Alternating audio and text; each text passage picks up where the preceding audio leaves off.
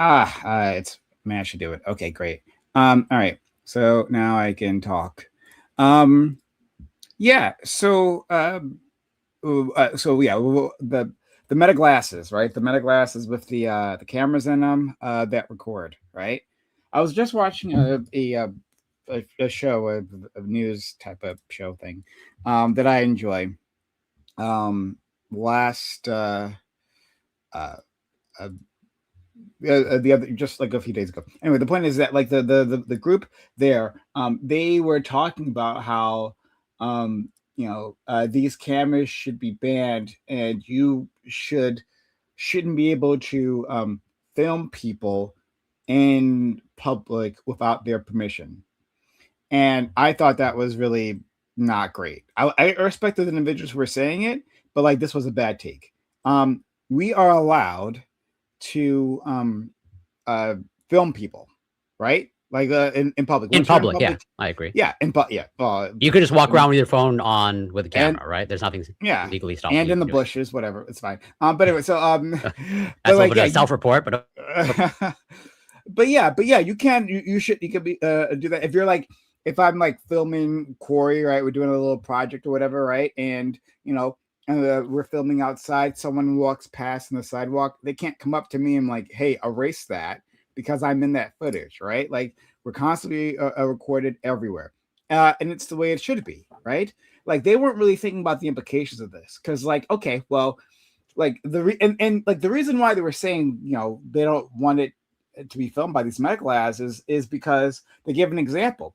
There was this woman who was, I think, at a subway stop or whatever, right? This guy approaches her and like starts to like chat her up, and she's like, I'm not down with this, like please leave me alone, right? And he keeps harassing her, and eventually she leaves, but she realizes he's got those meta glasses on and he's recording her. And then she starts like doing a little social media search, and she finds this guy. He has a channel, and he does this, right? He's like one of the pickup artist types, right? right. And she's like, at first she doesn't find her video, but he posted later on Christmas Day apparently, right, with this woman, and she feels like violated. She was like talking on. She did some sort of segment or something about this stuff, and they're like, yeah, well, you see, like this is being used to like harass women, and this is why this shouldn't be allowed. However, let's flip it and reverse it.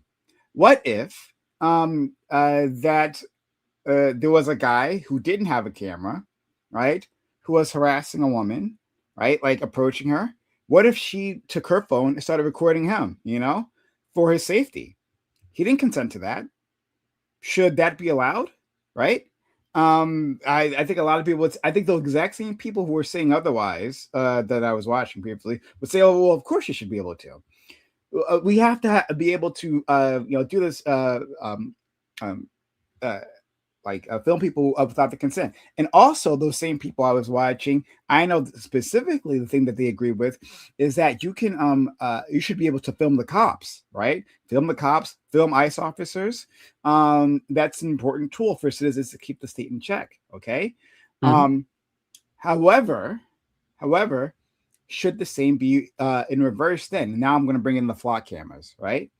Um, I say maybe not, maybe not, because what we understand is that the power of the state is uh is corrosive and it's dangerous. Like when the state does an action, right, it carries a level of power that goes above and beyond what any citizen can do, right?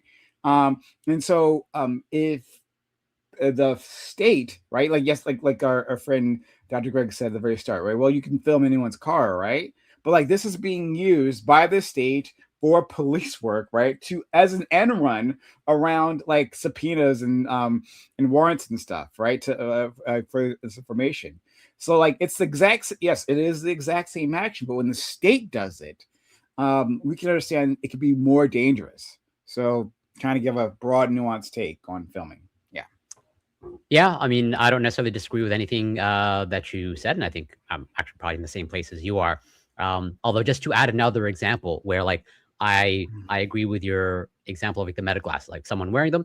Um, a story that I read, I don't know how true it is, but apparently, like uh, it was a situation where the woman was visiting her doctor, and she found out afterwards that, oh, the doctor was wearing like these meta glasses and was like recording the appointment, and that did not seem right. That's wild. Yeah, I don't know. Yeah, that's weird. Yeah, and that's not, and that's not public, right? You know. So yeah, this person like that's she had an expectation of privacy within the doctor's office, and then he violated that. That should be a big effing problem. I don't see how he couldn't. I don't see why how this guy could keep his job afterwards. Like that's wild. Yeah, I agreed. Yeah, you have to like remove licenses and stuff. I don't know the meta glasses. Like, is there any sort of like blinking light indication that it's recording, or it's like totally like hidden? There is, but you can disable it. Like you can pay people to disable that, which was inevitable. That was 100% going to happen. That's an easy thing to do. And then so something that wasn't covered in that segment that I was talking about, those people discussing like what the real problem of these glasses is something different altogether. And again, it's something that the government is actually already doing right now. It's the ability to film a person and then like run their face through through databases and immediately come up with their identity. Right. I'm not sure if you guys saw this before Meta came out with those glasses, right? There was these college students who like did this like on their campus. They like set this up for themselves. They programmed some smart glasses to do exactly that. So yeah, like and they just like went through social media posts and all that, right? And pulled up a bunch of information, and they would just like tell that to the person they were talking to who didn't know, right? Like what? So that's the thing that could happen. Now imagine that situation where some woman, hey, I like you're traveling around, you're just doing whatever you're doing in public, right? And some guy films you and then immediately like can figure out important details about you and possibly your address. Now, to be fair, right, you could also do that with a smartphone, right? You could actually just set the same thing up and film it that way. So I mean, I guess the big problem there is like big data rather than anything else. But like still, it's just easier to do with the camera. So I mean, I don't know. Like with the thing to do. Oh yeah, and I was gonna link that to the state because ICE, like for instance, like has ability to they're using now they're using their smartphones to do it, but like they'll scan your face, and then that'll pull up a database, and they'll have information on you, right? So the state's already doing this. Yeah, so it's more sense. And even then, from what I understand, and I don't know if this makes this better or worse, but it's not the state directly, because like Flock is like a private company, right? It's like the state like solicits or whatever, like reaches out to Flock, and like I don't know if Flock has. That's their main. The government is their main and buyer, right? Yeah, no, like that doesn't surprise me. But yeah, I don't know like how that affects things, or is that like some layer of gatekeeping, or it's like it's more or less like understood that Flock is just whatever, an agent of the state at this point. Yeah, absolutely, 100%. That's their goal. They're happy to be that. Like they want to get those government contracts. Yeah. I mean, like they're all about violating your privacy or your. I'm sorry, not violating your privacy, but like violating your tracking. Let's just put it that way, because like I said, you don't actually have any privacy when you're outside. However, there was the incident with a Flock had set up a camera right outside this guy's driveway, right? And I don't think it was supposedly directed at him, but the way it's set up is that like all his comings and goings just were captured by this. And then like I think there's been a few cases of this, but I think this is one of the cases where he got his data like from Flock, right? And you could track, you could just see every time he left, right? It was all captured there. And like there's some government officials, some like mayors and stuff, whatever, right, who think, this is fine, right? The ones who've agreed to have it in their jurisdiction. Oh, see, this is fine. It's not a big deal, right? One way to prove that it is a big deal is to use Flock to track them, because they don't like that. They don't seem to be a fan of that. Hey, we found when you usually go visit your mistress, right? Like they're gonna have a big problem now. Well, yeah, that's like I made this argument before on one of your panels. So like, as in with the Flock cameras, like if they're going to be rolled out, like I think like they should be in pretty much in the situation you described, like outside whatever government officials, focused on where there's heavy policing. Okay, as in if police aren't going to wear body cameras, well, just have the Flock cameras track them instead. Yeah, just as I think one of the panel topics, or we got on this topic on your panels, is like I think AI is being used to like review let's say police footage and like flag certain things. And I said, well, if they're going to use AI to review police footage, how about they start reviewing police body cam footage? And if they trust the AI, if any police officer gets flagged, they're the first ones, okay, to go. Yeah, you're 100% right. For the Flock cameras, right? For any the mayor or like a town official, like the city council, if you approve that, well, then we should be able to continuously buy your data, right, and post it. Well, this is where they go. Right, because again, there's nothing to hide, right? I mean, they're just cameras. I agree. They're just cameras outside, right? Like if any government official is saying like this is trustworthy, this is a good thing, well then let's start with you. Just like exactly. Police are going to say that. Like then that's the only, I would say that's probably one of the best ways to get the public's trust. Exactly. If they're willing to go that far, then I can maybe be more on board. But yeah, as of now, I'm a little bit on the fence. I lean towards like this not being a good thing, but again, like totally there can be data that comes out of like if this reduces like crime across the board, or if this results in even more of a spotlight being shown on whatever police misconduct. I think that's great, because like body cams, from what I understand, are not universal, right?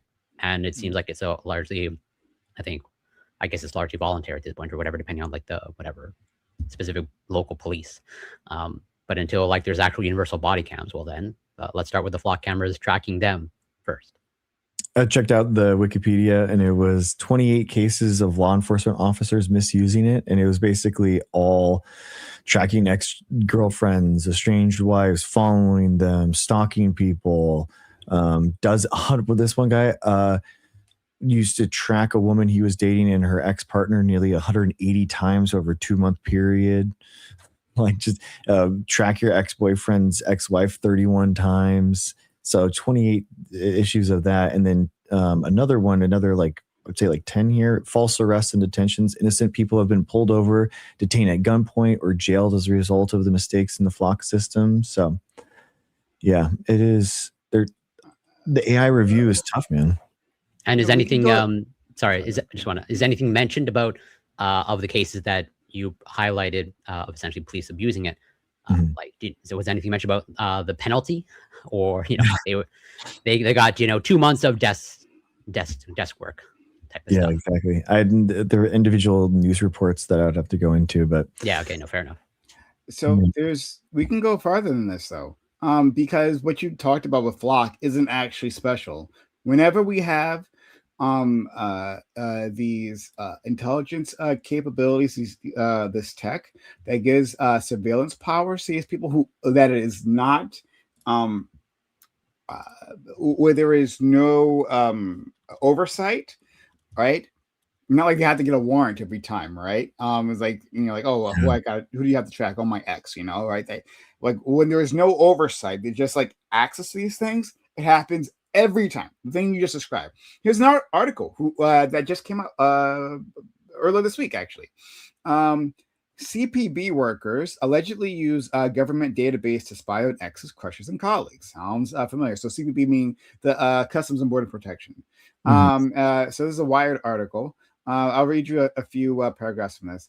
Internal records obtained by Wired reveal how, for years, United States Customs and Border Protection employees and contractors were accused of abusing sensitive government databases for reasons that had nothing to do with their jobs. The record contains hundreds of allegations of misuse of law enforcement databases, including federal agents querying data to look up romantic interests, monitor family members, expose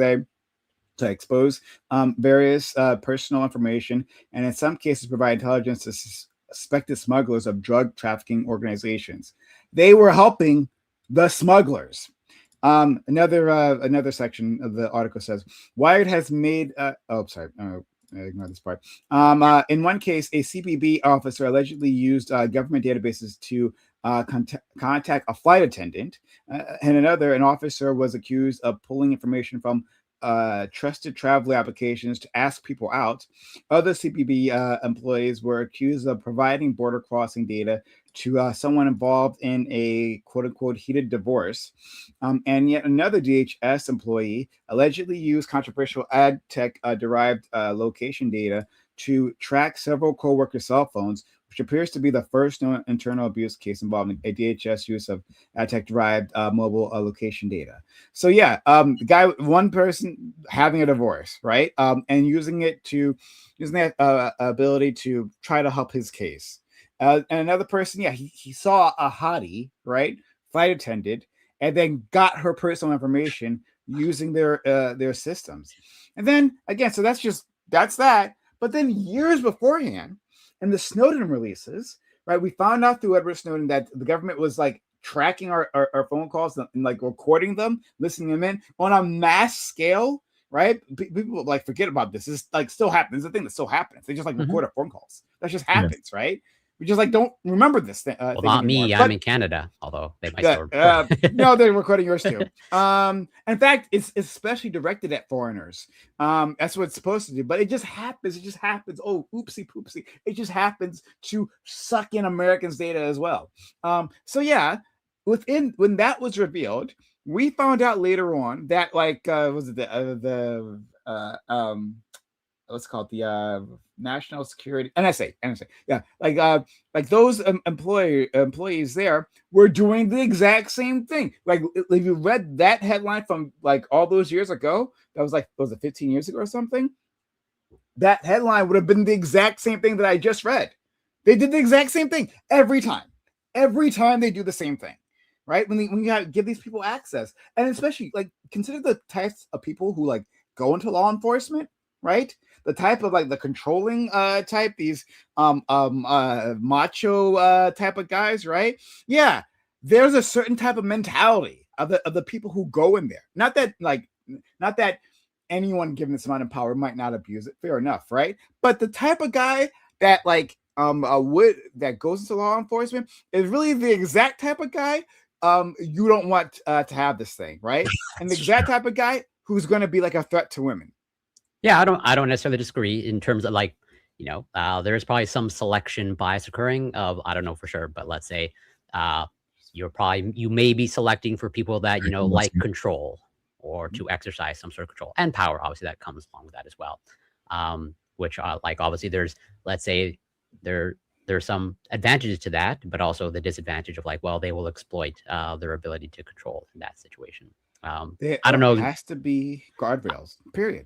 Yeah, but I don't know how you. Well, I may just not be creative enough, but I don't know how you solve the problem of like you can create another, external institution to like surveil, the cops, but then who surveils the surveillance? And it's all this infinite chain. Well, I mean, like you could say like the access database, like you need a warrant. You need some like a third party has to give you the ability to access the database. And if you access it without it, then you're like up for prosecution. Like every time it's queried, it has to be with some sort of third party giving a level of approval that like, hey, this has a law enforcement like a valid law enforcement need,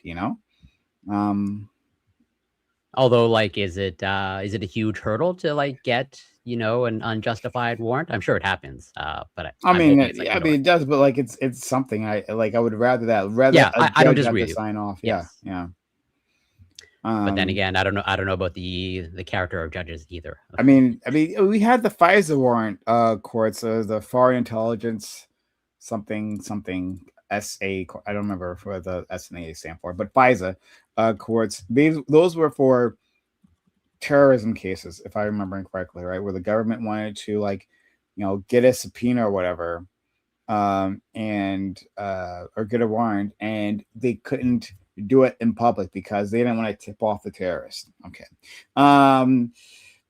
yeah, civilian courts could probably handle it, but whatever. They created a whole different court. This is all after 9/11. They created the FISA courts, right? So these were like secret courts, and where there was just like, there was the judge and the prosecutor, and I'm not sure if there was like a defense involved in there, but in any case, right? Those were a lot of rubber stamping, lot of rubber stamping happening. And yeah, it was pretty bad. But I mean, even then, it gave some level of friction between law enforcement and like being able to do whatever the hell they wanted. So yeah, which is a good thing, which I'm in favor of. Yeah. I mean, yeah, at the end of the day, no system can be perfect, at least thus far. But I agree that's probably better to have some sort of court or so almost as many layers of friction as possible without, you know, making the system useless type of thing. Yeah. But it's tough. Well, do you guys want to? Sorry, was it? All my kids are currently doing a sleepover at someone else's house. So I heard one of them come in. I was like, "Oh my gosh, what happened?" So we'll have to see. Anyway, well, I guess this like an honesty kind of conversation. You know, seeing maybe this is a good place to start. Jason Arday, an ex-Cambridge professor at Center of Plagiarism Row, found dead. So Arday, the former University of Cambridge professor at the Center of Plagiarism Row, has been found dead. Emergency services said a man was found unresponsive at an address in Battersea, South London on Friday afternoon. Arday resigned as a Cambridge professor of sociology of education last week after allegations of plagiarism and questions about some of his achievements. He had denied those claims. Arday's family said in a statement that they were in shock to have lost this amazing father, partner, brother, uncle, son. They added, the campaign of misinformation was too much for Jason, who was a gentle man who has always wanted to see the best in everyone. And man, I felt so, I do feel bad. I feel awful that obviously this man like took his life, and it's allegedly. So yeah, but definitely the outcome is tragic for sure. Yeah, like genuinely. But man, I saw the how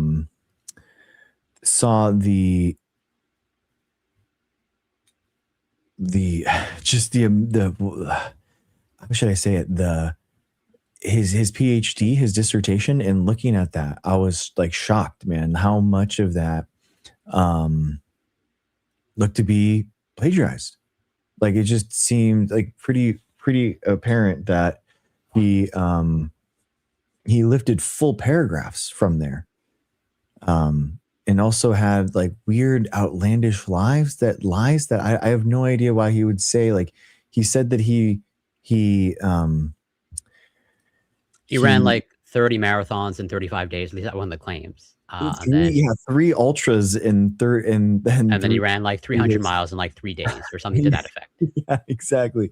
Like it's just like the most outlandish, like over the top lies that you're like, why? Like there's just no way, dude. It would be like telling someone like, yeah, you bench press? You're like, yeah, I bench press.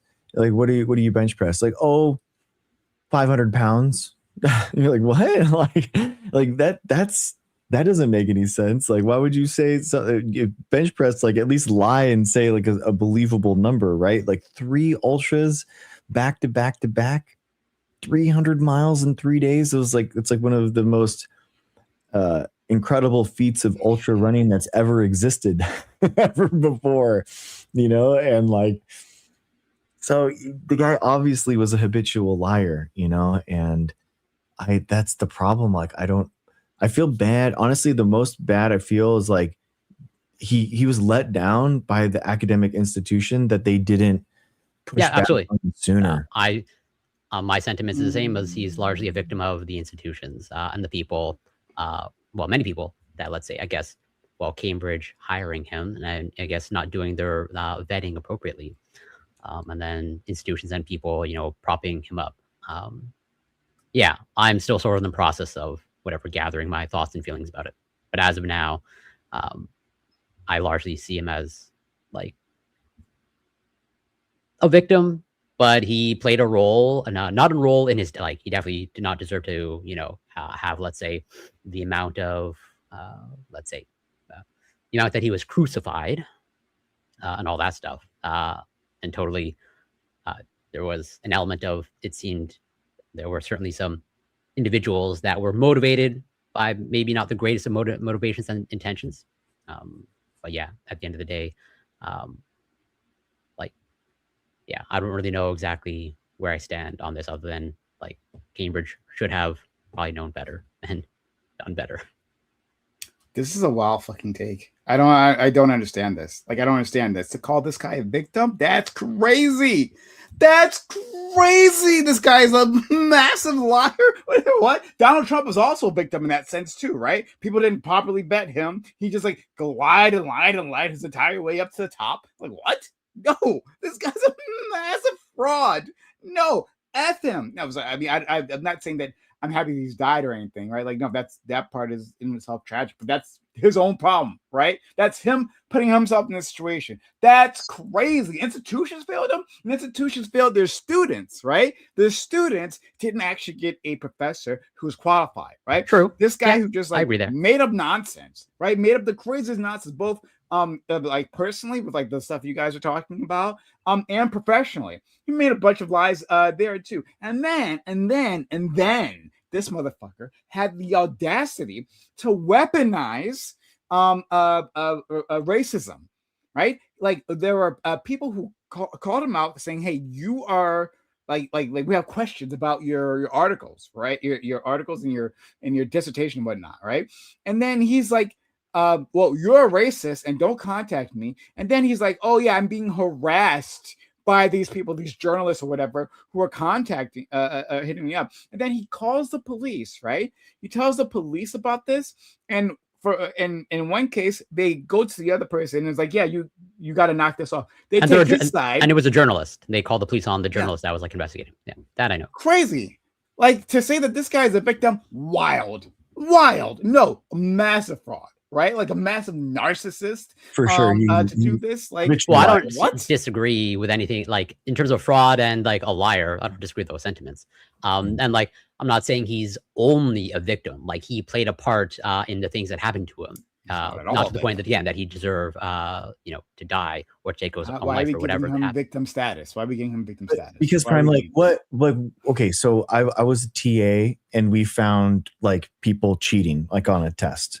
So like what do you do? Like for stuff like that, like I think it's like, it's a hard thing to do when it's in your hands. And I mean, do you throw the book at them, or are you going to write it up to the university every time? No, I get having being ambivalent as to how to handle a student cheating, right? Like, I get that, right? And not trying to ruin some kids or young adults' life before they enter into the wide workforce, right? I would have that same level of hesitancy as well, right? It's like, ugh, do I really want to do this to this guy? Like, do they deserve it? Just like, or do I just tell them like, knock it off? We call it you, but stern warning. You got it, right? Like, yeah. Like, you get like Israel for the assignment or whatever, right? Yeah. I get that. That's different. That's different from applying for a job fraudulently, right? And them not doing their due diligence. And he's being put in a sensitive position. Let's change the situation just for a little bit, right? Let's just say this guy, and this, as far as I know, this is not true, right? So I'm just making hypothetical. Let's just say that this guy in his past had a history of abusing children or women, right? Mm-hmm. And he lied about his house, like, hey, have you been accused of these type of crimes? And he says, no, I have not. And then they never check. And then like he goes on to actually abuse someone, right? Like, we would say that Cambridge failed their students, right, without doing their due diligence here. And and what actually happened, like, they were telling their students who were paying. Well, I don't know how Cambridge works, but like who Well, some somebody's of them at paying. least Okay, were yeah. paying. Yeah, Regardless, somebody's paying. Some- They're like, Someone. I'm having only hesitation is here. There's like these Ivy League schools. A lot of them, they just all have like scholarships, and so like no one sure, actually. yeah, and large most of the endowments and students stuff like that. Yeah, yeah, they have large endowments. But okay, let's just say that people were paying, right, to be there, right, and you're paying to have quality a staff faculty there to teach you, right? But he wasn't. He was a fraud. Again, like Cambridge, there was a failure that happened, right? The victim though were the students under them, not this guy. The guy who lied the entire time. well, I can still say that give him students are victim victims. status? I don't know, like, and again, it's not like I'm only giving him that and that alone. Like, I have no Why problem also giving him saying at that all? he's arguably a fraud and a plagiarizer, For sure. and all that stuff. But I Why think, give it to him at all? but That's, do you, that's the do you thing that think- I'm asking. So where's So- the hard line? That's my question, Prime. Like, where would be the hard line for you? Like the PhD, like, so is the PhD professor supposed to, like, any academic dishonesty? Like, no, you're not going to get a PhD, because that's what he used in order to become a professor. So, like, where does the academic institution like self-correct? I guess, because do you know what I mean? Okay, maybe I'm That trying undergrad that I didn't, throw the book at, goes into the academia, gets a graduate professor, PhD, and now that guy is caught plagiarizing whole paragraphs and just changing one word, so now at that better point, job. Come on. Sorry, go ahead. Just Like- do a better job. Like what the have a bit more pride in your plagiarizing. Come on. Let's 100%. You'd be shocked. Even yeah, I'm not gonna say anymore, but that's what he did. I mean, that was what they found. So, so is the PhD professor, like, are they supposed to use AI tools to make sure that he isn't plagiarizing and then, like, not let him graduate? I think that would have to again. Right? Sorry, I would support this, by the way. If this guy was my PhD student, I would not graduate. No. So okay. Multiple things. One, this is separate from Cambridge, right? So what you're talking about is pre-Cambridge, right? Yeah. And then yeah. So Cambridge, I think, happened themselves had a failure, but like I would say for and there's a spectrum here, right? And I think that's what you're trying to get at. But this is on the tail end of the spectrum, and in terms of severity, right? With the PhDs, like the PhDs are the accreditation, like the point you're trying to get to, that like gets you the other job, right? You get a PhD, it's like it's a professional accreditation, right? It's not like simply like a degree, right? Like a scholastic achievement. It's a professional accreditation. Like this person has achieved mastery in this field, right? That's your stamp of approval there. Yeah, actually, I mean, if it's severe enough, right? Like if it's severe enough, then yes. And it sounded like, from what I understand of this guy, it was extremely severe, like extremely egregious what he did. There are some cases, because there was a situation, it was actually during the like early on, and the Palestinian genocide, where there was where there was students at Columbia, they were protesting, right? This was like a whole big thing. And then one of the donors to Columbia was pro-Zionist, right? They tend to be. And they were using Columbia to crack down on the students. Now, he got himself attention, right? And people started looking into him, and they found out that his wife like had a bunch of like plagiarism in her like articles and stuff, like a whole like a list of it, right? And then there was a question as to well, is this serious, right? Like if I'm this was a few years ago, so if I get any details wrong, I do apologize. I'm not trying to mislead anyone. But like if I remember, like this became a particularly galling because I think the billionaire, right, her husband, was trying to use the school and their powers to like go after like professors or whatever. Who? Yes. Oh, now I remember. It was the head of Columbia. So I think her name was Gay or something. Right? She had like a last name, like Miss Gay or That sounds familiar. You remember what I'm talking about? Yes. Now it's coming so. back to me. She got her and a bunch of other university leaders, right? The presidents get called into Congress, and they had to testify about like what's happening on campus, right? This is like, remember the big student protests against the Biden sponsored genocide. In that situation, like the presidents, the college presidents, are giving their testimony. A professor or President Gay, she like says a thing about like, I forget how she phrases this, but like one of the Republican senators, Lisa Stefanik, like really lays into her and like pretends that she's some danger to Jews, right? Jews on campus. And then they start looking into her, right? And looking to Professor Gay's past, and they look into some of her articles, and like, oh, I think like, you know, there's some things that were copied, maybe, right? You've done plagiarism, and they're like, oh, we gotta fire her, right? This billionaire was leading the charge. We gotta fire this chick over this. And then later on, and that's why they got attention to him, and they looked into his wife, who was also an academic, right? And like, woman, she did the exact same thing. And he started making excuses for his wife, who did exactly what she did, right? And so, anyway, sorry, the whole thing, this is all like unlocking memories, because like this was memory hold previously, right? But like, I remember like there was a question about like what President Gay did, right? If I believe that was her name. No, yeah, you're right. It was a Claudine Gay. Claudine Gay, yes, thank you. And that not that it matters all that much, but they were the president of Harvard. But yeah, I remember that Senate or that. Oh, it was the president of Harvard. Yeah. Okay, sorry, excuse me. Then, yeah, excuse me. They're all the fucking same to me. True. but the guy I'm thinking of, he was I know he was a donator to Columbia, because that came up later on. But he was one of the people criticizing Gay. That part I know I'm correct on. But anyway, whatever.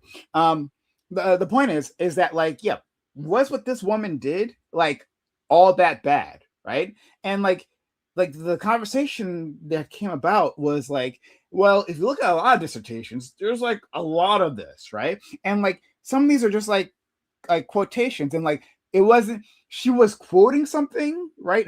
If I remember this correctly, this was a while ago, but she was like quoting things, but then like not giving like proper accreditation, right? It was a quote, it wasn't hers, but like not properly like accredited. And it's like, whoa, okay, well, that's like plagiarism, but like it was clear that it wasn't her words. Again, if I'm remembering this correctly, maybe I'm not, but that's what that was. But like what the billionaire's wife did, if I'm remembering correctly, it was like worse, like lifting like whole pieces of like from other papers and just like putting it in as hers, not making it clear that it was someone else's words, right? Yeah. Like, so there's a spectrum here, right? There's a spectrum here. And it's like, well, if you look at a lot of papers, you're probably going to find a lot of this stuff, you know?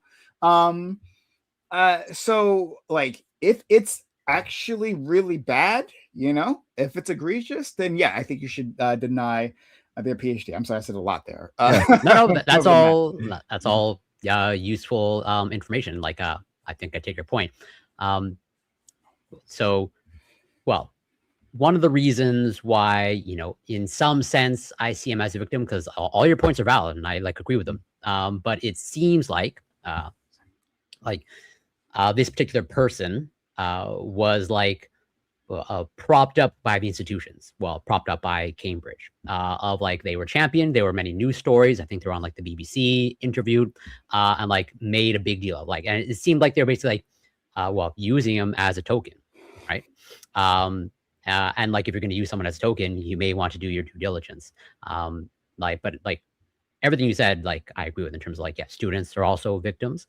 But then like, let's just say, aside from them being the youngest Black professor at Cambridge, which like is noteworthy. But like, let's just say, aside from that, there's nothing overly noteworthy. It's noteworthy for a bad reason, though, right? It's noteworthy because they were like, even at the time, and I didn't know this guy before like the recent news, right? till just before he died. So like, but like, it's no longer for a bad reason. Like it takes a certain number of years to like build, you know, a professional career, a professional timeline, right? That is like trustworthy, right? And to get like tenureship, right? Like there's a whole process there, and that helps weed some of this out. It's not foolproof, obviously, right? But like they just like fast tracked this guy, and what was the reason? Right, like it seems like, yeah, they tokenized them, right? If you want to call them a quote unquote DEI hire, I mean, like this was a pretty bad case of that, right?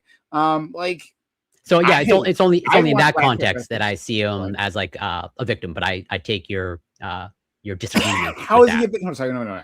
Again, I'm still like I'm still having trouble here. How is he the victim? He sought it out, right? He sought it out on like plainly false pretenses. It'd be one thing, right, if he sought it out, right? I agree. Like, yeah, go ahead. Well, it'd be one thing if he sought it out, right? Like, hey, I want to be an architect, right? Like a master architect, yeah, and a senior architect, right? But I'm too early. However, I did go to architecture school. I have my degree, right? And I've worked in the field. But like I have like 3 years experience. And then they give you they put him in charge of some big project and he somehow fucks it up, right? In that case, I could see no, that doesn't make sense. And he was like, I built a 1 million tall building, 1 million. Yeah, like a huge tall, like if you put a person within like a position that isn't ready, that makes sense, but they have like the credentials, right? Like, hey, we need someone to design this, and he's like, well, I'm not sure if I'm ready, but like, okay, I guess I'll do it, right? In that case, maybe. But in this case, he specifically, Jason Arday, specifically looked for this, and he lied to Cambridge up and down and to everyone about everything, right? So then, how is he the victim? Okay, so maybe it may be useful to compare and contrast, because like again, I agree with what you're saying in terms of he sought out the position at Cambridge. Like I think he's a habitual liar for sure. And like, yeah, habitual liar, fraudster, plagiarizer. The only reason, but he, from what I can tell, but I could be wrong, but like, is there a part of him that, let's say, is self-aggrandizing? Like that seems to be totally the case. But yeah, he, from what I can tell, he did not seek out, let's say, Cambridge propping him up. Now, did he, let's say, reject it or whatnot? Like, let's say, compare and contrast, for example, in my mind, let's say, if I bring up, what was her name? The president of Stanford that resigned, Mark Levine Tessier, I think. I don't know, maybe Greg, if you remember. But either way, well, if you don't know, that's to my point of like, they were caught up in a scandal. They had to resign from Stanford. I think Stanford, this is like in 2016, 2018, because like years ago, they were caught like, well, not plagiarizing, but pretty much academic misconduct in terms of like manipulating images. And turns out many of their data in their past papers and like Nature Cell Science papers, there was like data manipulation. And like that was the Alzheimer's research. That was the like, Alzheimer's. Yeah, that's it. But like, but like I have trouble remembering his name, and like understandably, so does everyone else, because it's like even though this is like a big thing in science. Okay, like the general public, they do not latch on to this. And this person now they went on to become a CEO of another company now. They're doing just fine. Okay, despite, all the academic misconduct. As opposed to this person, like everything you say that I agree with, as in they sought out Cambridge and, Cambridge hired them. But then it was not their choice to be propped up by Cambridge and everyone else in the general public. And then the resulting backlash from that, No, or he let's was say the happy. heavy He scrutiny. was happy with the media attention. He was happy with the media attention. What? He killed himself. I don't think so, No, dude. no. I mean beforehand, right? Because beforehand, when he was their shining token, right, he got a lot of press then. Like I hadn't heard of him, but like before then, yeah, like he was happy to talk about his great achievements and like get awards, you know, like for like Someone said in chat that they've been investigating him for fraud since 2015. So this has been going on a long time. This guy's been around for a long time. Yeah, he Yeah. was happy with the attention he was getting previously. No, F that, right? Again, there is no, he didn't get victimized here. He did the victimizing. Well, again, like, both can be true at the same time. I don't know that it's like mutually. They can be, but not in this case. I understand you disagree, and you're making valid points. I'm only like in this specific vein, and that's the only reason why I see a potential, or let's say a sliver of victimhood there, in terms of like he did not see the witch hunt that occurred afterwards. Okay, like yes, that is the result of afterwards. Okay, look, hold on. Okay, so yeah, sure. We can be absolutely positive. A lot of racism happened, right? Sure. Afterwards, 100%, right? Especially the topics we covered, like it actually being cultural, like issues. So for sure. But yeah, but like one, he put himself in that position, and two, it seems like a lot of the backlash was like legitimate, right? In any case, right? Whenever there's backlash, period, right? When there's ever a backlash against, there's gonna be unfair backlash, right? And some of it, depending on your identity, right, will be bigoted backlash, right? That's all counts as unfair backlash. But if you did do the thing that caused the backlash, well, then whatever. That doesn't like give you victim status because some like assholes happen to be using it to get a dig at your identity group. So obviously we are not going to know the answer to this question because unfortunately, they're no longer alive. But would we all be on the same page that it's fair to say that almost certainly, like, no academic institution would hire him after this? Yeah. Okay. Maybe, honestly, yeah, maybe. I'm more or less like 95% certain that no academic institution would have anything to do with him. Because the smaller one, I mean, for sure. But then, maybe some no-name, university. Maybe some diploma mill would hire him. Yeah, sure. Not an actual accredited institution. As opposed to the person that I just brought up, the resigned Stanford professor. Like, I'm pretty sure if they wanted an academic position, they can get it. What difference does that make? Yeah, one's more well connected than the other. If anything, I could make the case that they did way more damage in sending back Alzheimer's disease research than this person ever would have done. 100%. Who cares? 100%. Who cares? Hold on, we don't have to compare. That doesn't like make this case any less bad, right? That other case exists out in the world, and then this case exists out in the world. And in this case, this guy specifically lied, and then threatened and harassed others who caught him doing this. Like, he's the victimizer. He is not a victim. Sorry. Well, no. Again, that would be the point of disagreement. Like, I agree that he himself made victims of the people's students and the people that he pushed back against, that he clearly wanted to stonewall the investigation. But hold on. So he suffers so again, like, we're gonna leave the suicide alone for a bit, right? So like, what you're saying, that he would suffer professional consequences for his actions, and then for that you give him victim status. Is that what you're saying? In some sense, well, in combination with the fact that this backlash seems somewhat disproportionate in terms of, like, again, comparing to, I would say, an academic researcher that did, I would say, way more massive harm. Some white guy, is this guy, the other professor's white, the yes. President? Yeah, some white guy who's like well connected. Yeah, they're gonna land on their feet. That's just the way it is, right? Separately from that, understood, bad, right? Some guys get to fail up. It's a thing that happens. It's really unfortunate. A lot of the Trump administration managed to do that. True. Yeah. But that doesn't mean if they didn't have those safety nets, not even safety net, elevators, right? If they didn't have those, that wouldn't make them a victim if they had suffered the consequences of their failures. Well, I'd say if the consequences are a little bit disproportionate. That's where the It's disagreement. not disappointing. That's not disproportionate. That's not disappointing. This is hugely embarrassing for Cambridge. He should Jason. If you was, yeah, but that's the fault of Cambridge, as in like Cambridge should be embarrassed. What? His PhD professor too. I think his What? PhD professor for sure. Like this is wild. This is wild. Because Cambridge should be embarrassed for failing the children. Certainly, right? And they deserve that children. I mean, like, you know, young adults. I agree with that, but they should be embarrassed for a number of reasons, and including that what you just said.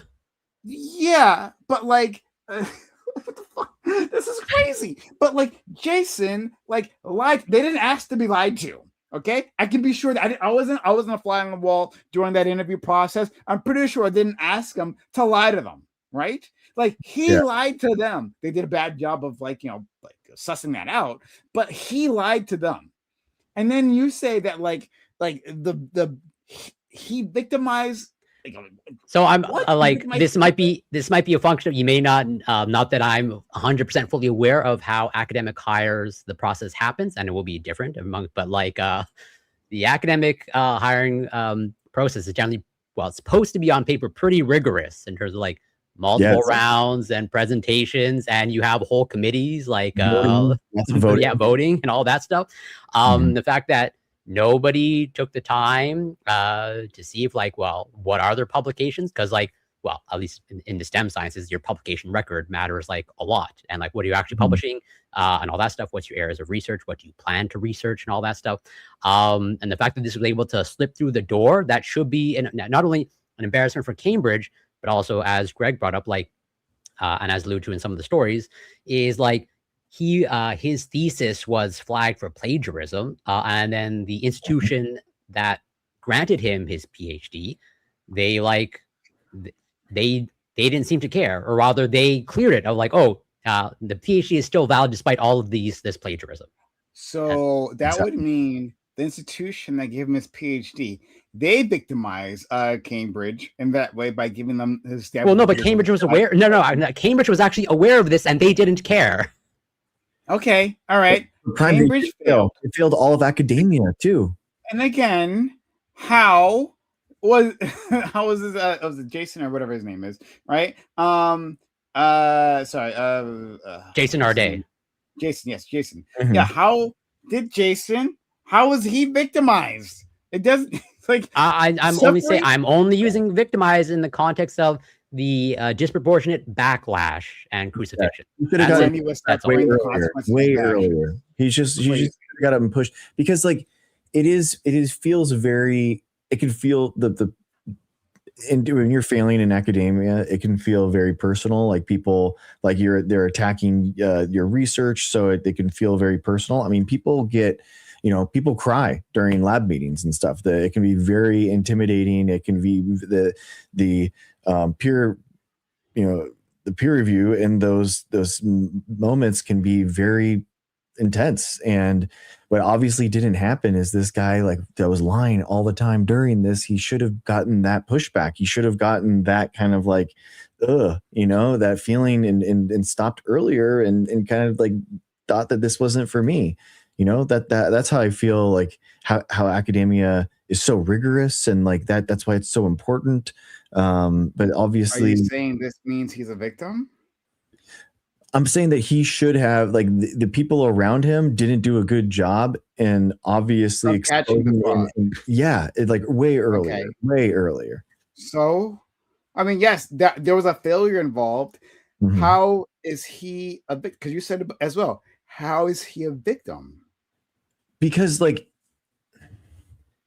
he just shouldn't have been able to go that far. He should have been kicked out way earlier than that, so that he and maybe he was too good of a criminal, and so now he's I slipped deep into Gold Knox, right?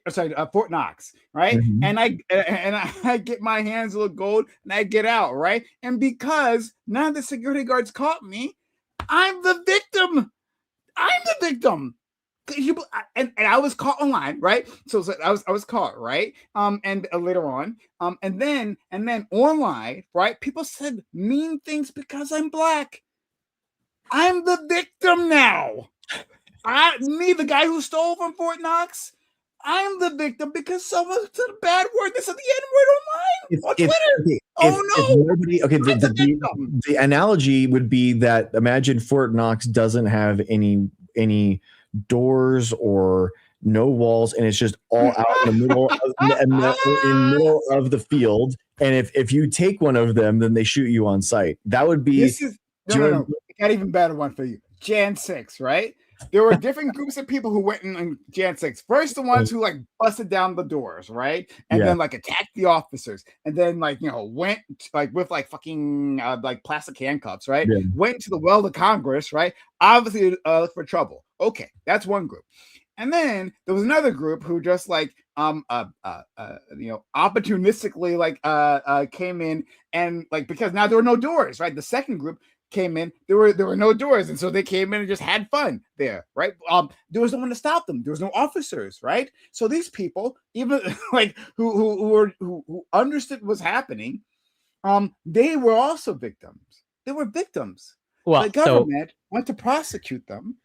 But they were just they were. I mean, they saw the attack happening, but they were just there. They do charge them differently, by the way. But anyway, go ahead. But so we can maybe zoom in on the case of you brought up January 6th, and I think there's in terms of the overall point that we're trying to tease out here of like I think Ashley Babbitt, what she did, like that officer was justified in what they were doing in terms of like shooting her. Please don't do it. But I can make the case at some. I have no problem saying it. Sorry, I am going to do it. Absolutely, yes, absolutely. I have no problem saying that in terms of in some element or sense, victim she is a victim. Yeah, she's a victim. Crazy.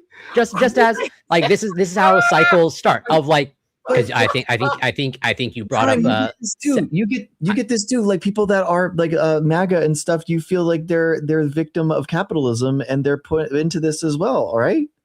Do I feel that way? When was Prime ever said that? I don't think Prime has ever said anything like that. As class consciousness, as people that like are aware of capitalism and the people system. Got agency. No, fuck that. People got agency. No.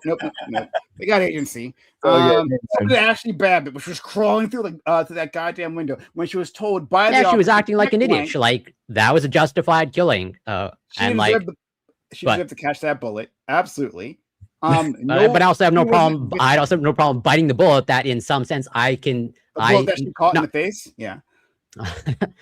That in some sense, like she is a victim. In some, I'm not giving her like the full victim card. Like full sympathies, and this should never have happened. Not well. I mean, let's say there's a case to be like that should have never happened in our utopia. But I'm just saying like I can make the case, or I can see how she is a victim of, poor information or misinformation, and mob mentality and all that stuff, totally, or victim of circumstance. I mean, just as I have no problem saying of like people that commit sexual assault, they are responsible and guilty of their crimes, but it's not a surprise that very often, if you see a perpetrator of sexual assault, if you sometimes go back far enough, they are sometimes a victim themselves of sexual assault. True. Okay. True. Sure. Okay, great. Make that connection of Jason, right? Who fraudulently assaulted Jason? Explain that, right? Where was the first fraud happening for Jason? That like set them on the path of criminality. It might have been him at the TA, like cheating on a test in undergrad, and nobody pushing. That's not fraud. That's not fraud on their part. That's not fraud on their part. That's them being forgiving, right? You, Dr. Greg, didn't commit fraud by not like hitting or destroying that kid's life. But I would say that my hard line would be the PhD, him graduating that's just wild. How it was like paragraphs lifted, words changed, like that's a grotesque to me. And I mean, it's an interesting, an interesting question too, with like AI and people writing and using that in order to write their dissertations too. I think that shouldn't be allowed either.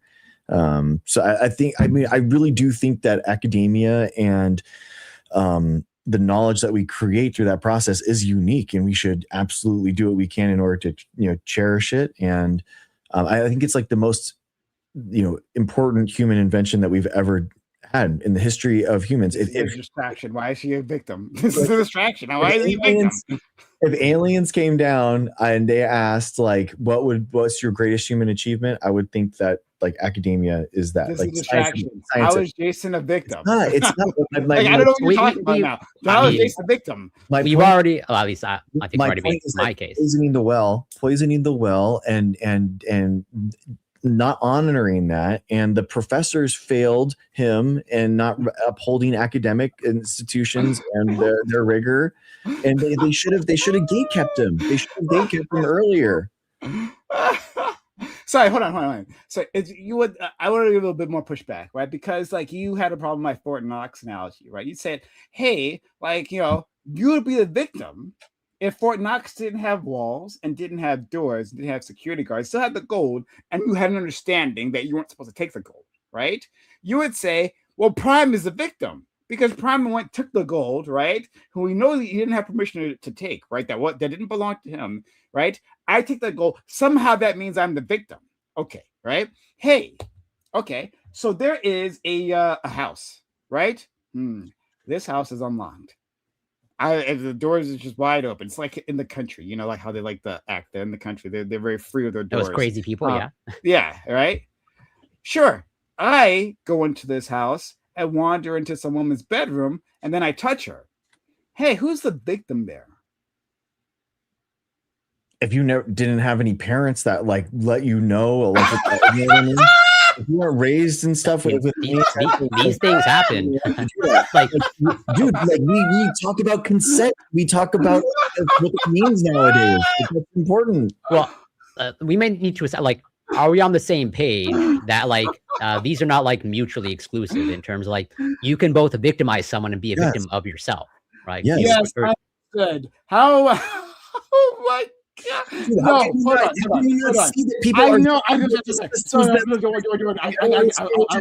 I'll deal with your insanity. Hold on. In this situation, yes, I am fully cognizant about consent, right? But I go and do it any which way.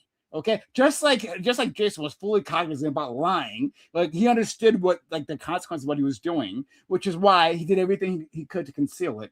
Badly, but still, he tried to conceal his actions and he threatened others. So again, right, in that situation, when I'm fully cognizant of other people's boundaries, go in and like touch a woman because she didn't lock her door. Who's the victim? Yeah, in that case, I have no in the vacuum. I have no problem saying that the woman is the victim that had their consent violated. Yeah, but that's not the situation that we're doing. Like. I agree, but he brought up like he said in his the counter Mike Fort Knox situation that like not having doors and security guards, not having barriers means that I'm the victim if I go take the gold. So that's why I'm like making it's illegal or nobody. I guess I don't know. I guess he knows that it's illegal. I don't know. I mean, I think he blames it, by the way, on he's autistic. That's how he blames it. That's what he blames it. The known liar says that, it's my autism. I had a medical condition. I know. That's why I did. It's bullshit. How many criminals in the past have done the exact same thing? Hey. Yeah, I was criminally insane at the time. Hey, I was criminally. That's why I touched her. I was criminally insane. Right? She drove me insane with the way she was dressed. That's why I touched her. Like, come on, what are we doing here? But so let's maybe like rewind and like try to like map out the trajectory. Like if I remember correct, if I remember the story correctly, which I may be misremembering, it's like it's like I think it was like he couldn't like read or write, like 18 or something. Or something like that, or like couldn't speak until he was 18. I don't believe that. I don't believe that either. But either way, let's say to be charitable, there was probably maybe some sort of developmental delay. Okay, whatever that happens to be. And if it's true, if I remember correctly of the story, like he got some help from some whatever figure that was important in his life. And like from what I remember, like. But the woman who helped Helen Keller, that's what he got, right? Maybe resurrected. But if I remember correctly, like this individual that was helping him, like planted the seed in his brain of like, you can be like this star academic, or like, it would be a miraculous story if, you go all the way. It would And that be. might have just It would be a been very media friendly story if you did that, huh? Go ahead. Yep, yeah, sure. Mhm. yeah. But also like planting the belief that he will be this star academic. But then also again at the same time, everything around him. This is like sort of like the emperor has no clothes situation. Like no one is acknowledging the reality, and he's just getting fed through the system. Like I have no problem saying that in some sense, just like with Then Ashley why did he Babbitt. cover his tracks? Why did he try Yeah, to like he do could one be. thing? He can be Go ahead. conscious of that, but then it's on the people, on the appropriate people like the academics to uncover that he's covering his conscious tracks. of his criminality, and it's up to everyone else. It was up to the woman to lock the doors, right? She didn't do that. So doesn't she have some responsibility? She didn't lock the doors, and like I just had free entry into her house. And so in some ways, I'm really the victim. I mean, she wasn't even fully dressed when I found her. So maybe I'm the victim here, right? I'm the victim. And if you think about it, I don't think that's I'm the analogous. victim. It's crazy what you're doing. It's crazy. Yeah, sure. I have no problem. It is I don't think it's black and white. It's tough to. I mean, academia is a thought process. I mean, it's creating new knowledge, man. There has to be. It's tough. It is tough. Wild. What? And so like you create this sacredness of sacredness of academia. I'm curious. And I'm curious. And he violated the sacredness of academia. Or Yeah. the teacher violated the sacredness of academia. Oh, wait, because of that reason. I'm curious how you feel because we've had conversations about bail on your panels of like, let's say there's a criminal out on bail and like and that criminal goes on to like do some horrible offense. It's like this offense is like to another person. Like, would you be able to say that not only is the person a victim, okay, of the criminal, but also a victim of the system that let them out on bail? And they maybe shouldn't have. Sorry, hold on. So I just want to make sure I have this together, right? You're saying there's an individual who commits a crime, they get caught. Or let's say they have a huge criminal record, okay, and they get caught, and they're still let out on bail, and they go and commit this horrible offense on another person. Okay. Is it comprehensible to you if I say that the person that they go and commit the crime to is now both a victim of the person and the system itself that failed them? Mm-hmm. Yeah, there are two people can victimize it. There can be two failures. Yeah, sure. Okay, well, we're just saying that the system failed. Yes, exactly. No. Yes. The criminal, the criminal who like goes and does a second crime isn't a victim of the system, right? That's where the analogy. The criminal isn't a victim of the system. The system failed. Let him out. Sorry, go ahead. If the judge just lets him out and he's not rehabilitated and he's not anything, and some judges just like, you're fine, you're good.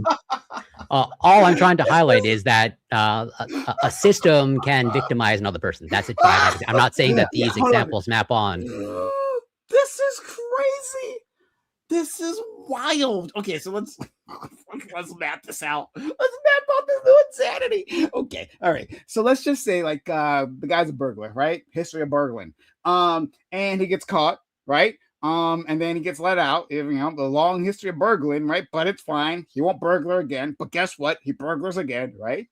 The new victim, right? This in this case, the second victim here, because there's the first victim he burglared, and now there's the second one. So the second victim he burglared, yes, they are a victim both of our serial burglar and the system, because the system didn't properly handle this the situation here, right? Didn't like keep this guy who was clearly a danger to the public away. Fair, right?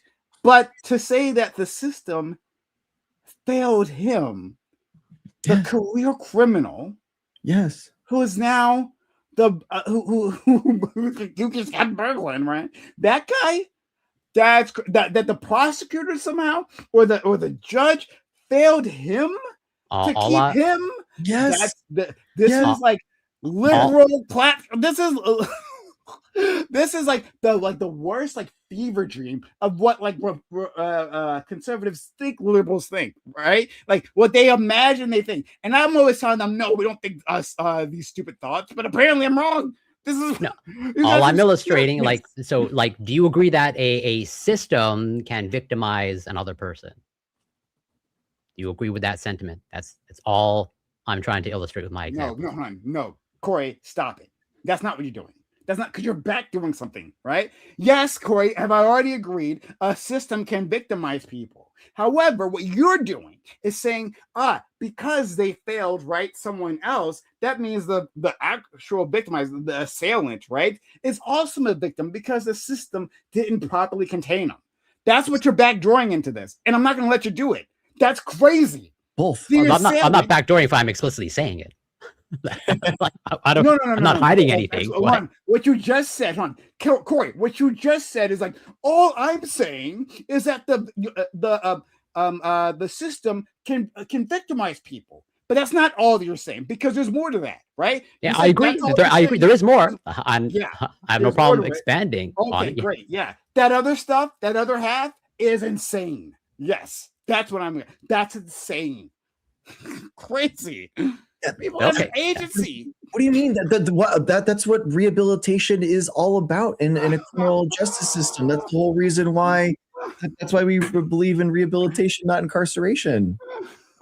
That's the whole idea. That people can get better. That they are the previous bad ailment or a situation, and they can get better.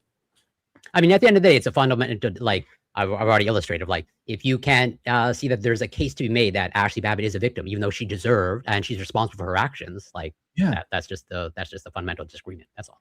Yes. Yeah, I blame people for their actions. I blame. So do we. No one's saying that she shouldn't be responsible. No one's saying that she didn't deserve. But then you give her the cloak of victimhood, which is what conservatives have been doing this entire time. I'm not putting the cloak on her. They'd be happy to hear from you here because, I don't think. I'm pretty sure conservatives don't like me. National burglary, right? Of national trespassing, right? Our patrons say, well, yeah, she was. If you think about it, actually, she was the victim.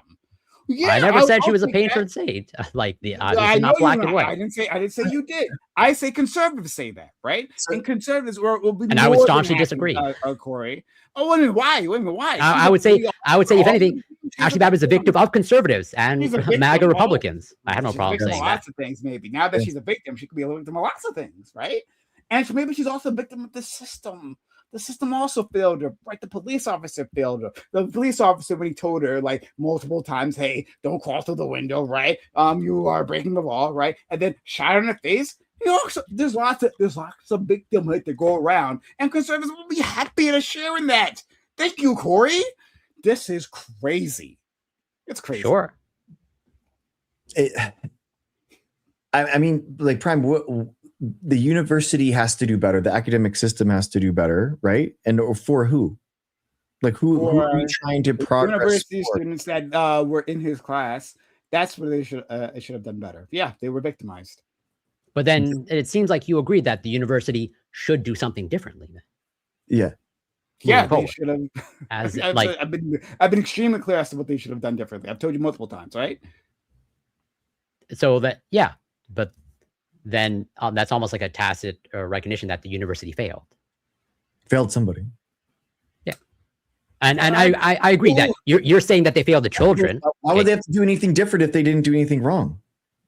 I didn't say they did. I said explicitly multiple times they did something wrong. I said multiple times Cambridge did something wrong. The entire conversation, correct, Greg? Right? Correct, yeah, but did you also not say that Jason Arday lied? And like, how did Cambridge know that they were lying? Type of thing. Exactly. Sorry, what? Sorry. Did you? Lied. Go ahead.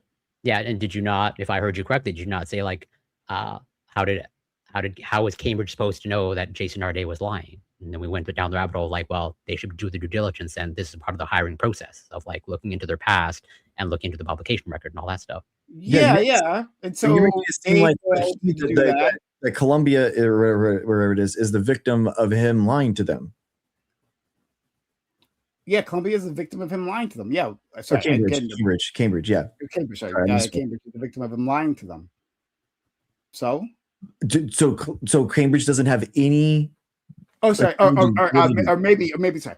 They may for whether Cambridge is a victim.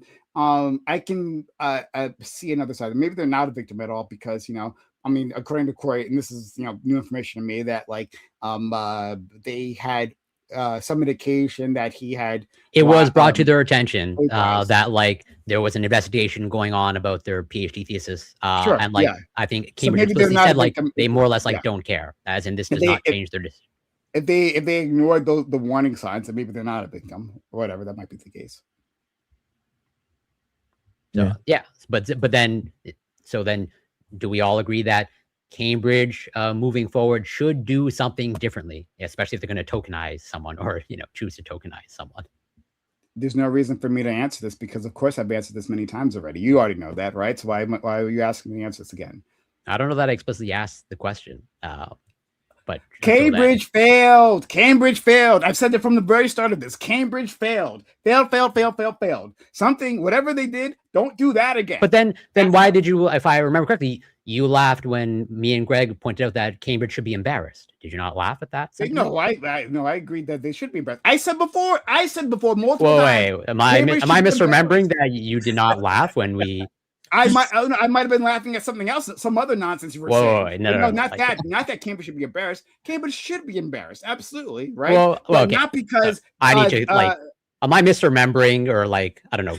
Yes, you are, Corey. Okay. Maybe you just misunderstood what I was laughing because I was laughing a lot. You guys said a lot of stupid things. No. I think both Greg and I said that Cambridge should be embarrassed, and I remember you bursting out laughing. Like, well,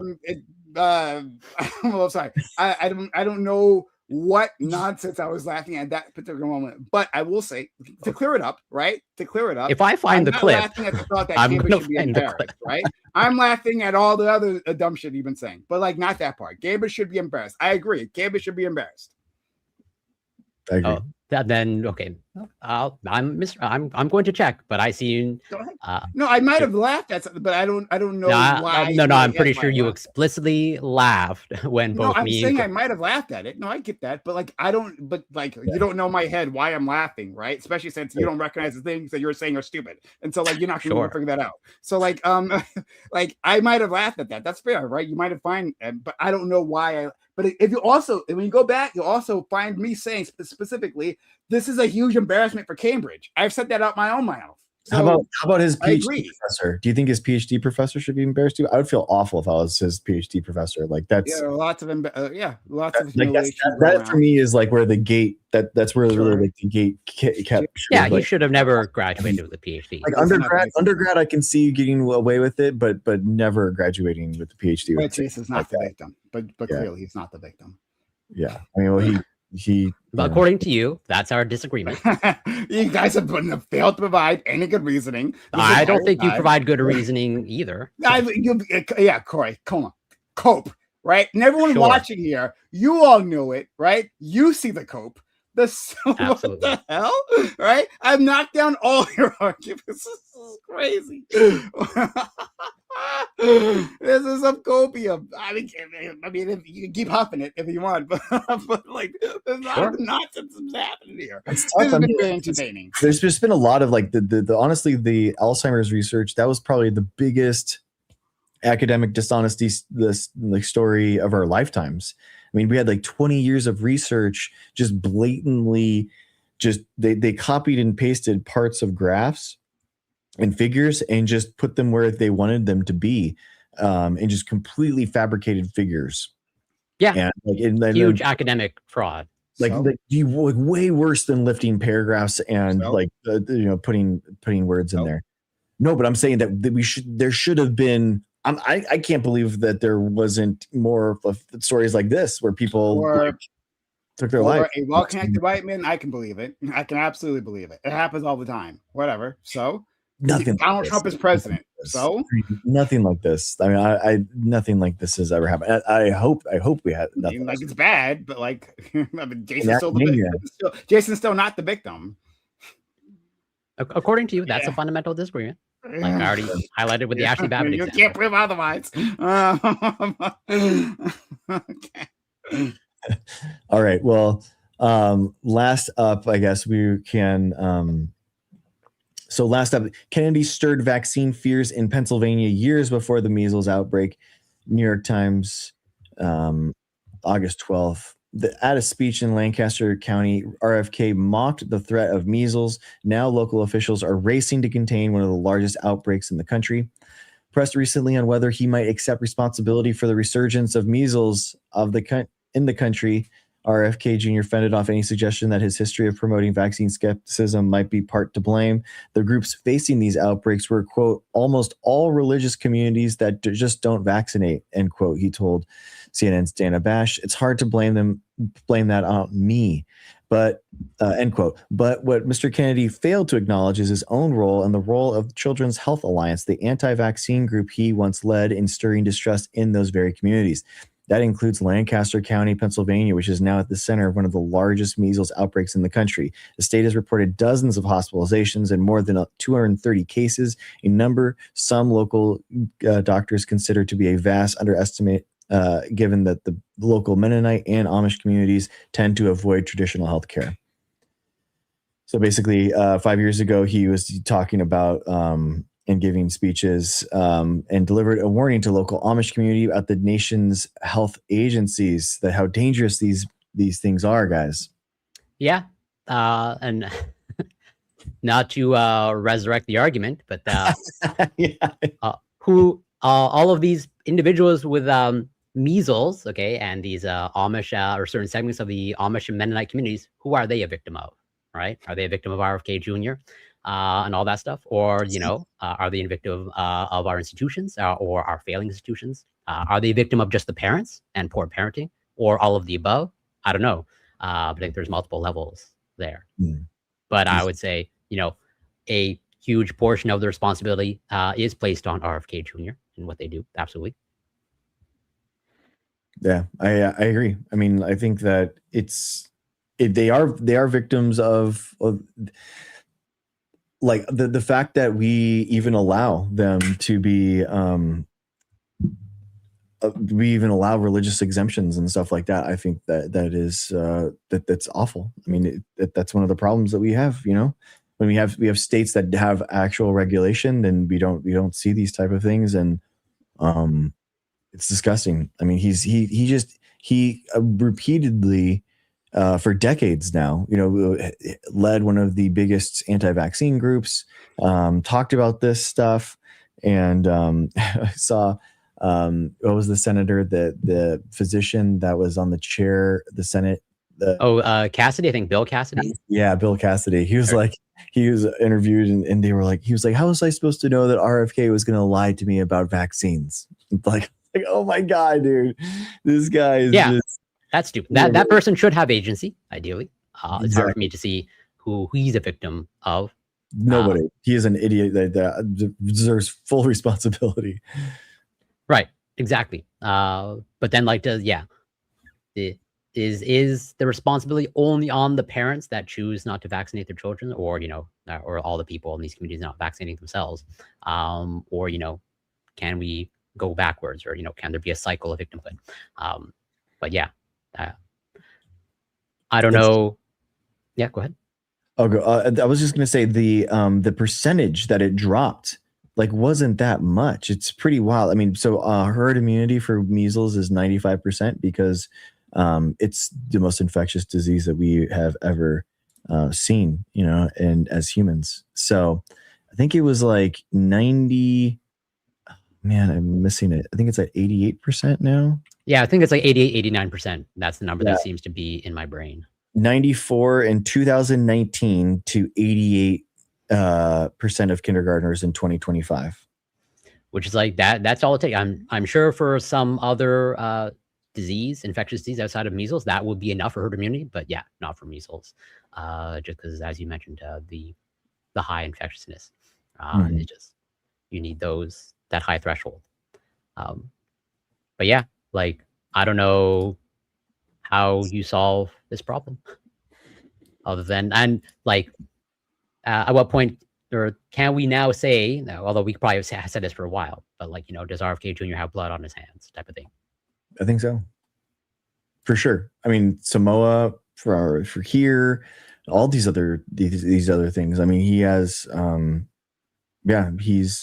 he's pushing this stuff without any data, any studies to back what he's saying. And then he went on CNN and he was like, yeah, we're gonna study it now. And it's like, bro, you've poisoned the well on this for so long. Like now he's gonna come out with the study. Like it's just in addition to I think Trump had that executive order of like whatever, we're going to spread out the dosing schedule for the vaccines now. And then also like they're still pushing this rhetoric of like, we're going to solve or going to answer the question of what causes autism, even though they were supposed to answer that, or they presumably answered that like whatever back in September of like last year, right? The whole Tylenol thing that seems to have been brushed under the rug, where they had a whole press conference declaring Tylenol, and then Trump repeating over and over, do not take Tylenol, especially if you're pregnant. But then that seems to be forgotten in the public consciousness, and like they seem to have lost no credibility. As in, like, how are we going to say now that you're going to answer the question of what causes autism when you presumably answered that, a year ago? I don't know. It's interesting, or let's say frustrating. Yeah, dude, it's such a small percentage, and it is the religious and personal exemptions. That's why. I mean, like, just allowing that to happen and giving people the choice allows them to make the wrong choice. I don't know what else to say. They're burdened with this decision, and not all of them are going to make the right one, and it's just, I don't know. When you ask, do you want this? Do you want this? Are you sure you want this? They're going to say no eventually. That's why they wanted to break up the amount. They want to make it arduous. They want to make it hard to do. They want to make it a pain in the butt. So you're not going to all the pediatrician appointments, and like that's what they want. Yeah. Who wants, well, again, I don't know exactly how convenient it is to get an appointment for a vaccine in the United States. Let's say it's somewhat convenient here, but at the end of the day, it's still like a trip to either like the pharmacy or the doctor. That's time out of your day. Who wants to have like whatever this extended dosing schedule? Like, it doesn't make any, like, if you can reduce the amount of shots or like get it done in a shorter amount of window, like why wouldn't anybody want that? And also, like, doesn't this well, I don't know if the vaccines, if they're, let's say, covered by insurance or how freely accessible they are, but doesn't this, like, spreading it out in more doses just result in just increased cost to the consumer? Yeah. Also time, right? Like, yeah, for many people, like, if you have like a middle class, upper middle class lifestyle, then like, it maybe won't be a problem to like go back to the doctor multiple times. But if you're a working class, right, each time you have to take your child to the doctor, that's a big deal, right? That absolutely just going to involve some people missing at least like, I want to like get this done as soon as possible, get them protected, right? But like, if I got to go multiple times, I don't know, like, give me the most important ones, and hopefully I can come back for the rest. Exactly. And what are they going to do? Like, do multiple shots, different shots? I mean, this is the weirdest thing, is that, and this is what I don't understand, is that like executive order doesn't dictate what's going to happen at the state level, because this is all going to be like state by state. They're going to have like vaccine policy, so that or their healthcare like licensing for like what they need for, and I don't like, we don't even have the single shots for MMR in the United States. It's not even here. So like, they're gonna import it from other countries. It's just very weird. It just doesn't make any sense to me whatsoever. So it feels like this is just like a PR stunt kind of thing. It's just something to kind of say that we did it and we tried, didn't work out. It is what it is, and they're trying to kind of get these votes or something, but I don't think it's going to change much. I don't know. That's just no. I agree. At least from my understanding, although you almost certainly have a better understanding than I do of how the United States works, where it seems like this is largely like unless like the CDC actually revises things or things change at the state level, this executive order has like no teeth to it, like whatsoever. And so it's and also I don't know how much you watched the press conference. I only saw a few clips, but like there were some points. It almost seems like no surprise Donald Trump had no understanding of vaccines whatsoever. Like to the point of like he was saying like massive syringes for the leaders of solution are being injected into like small children. Why not? I think it is wild to me how we allow and we've just it is commonplace that we know the president of the United States can just say something so wildly inaccurate and everyone knows that he's lying. It's just like it's an emperor has no clothes moment where you're just like everyone knows that this guy is lying. Like this is insane.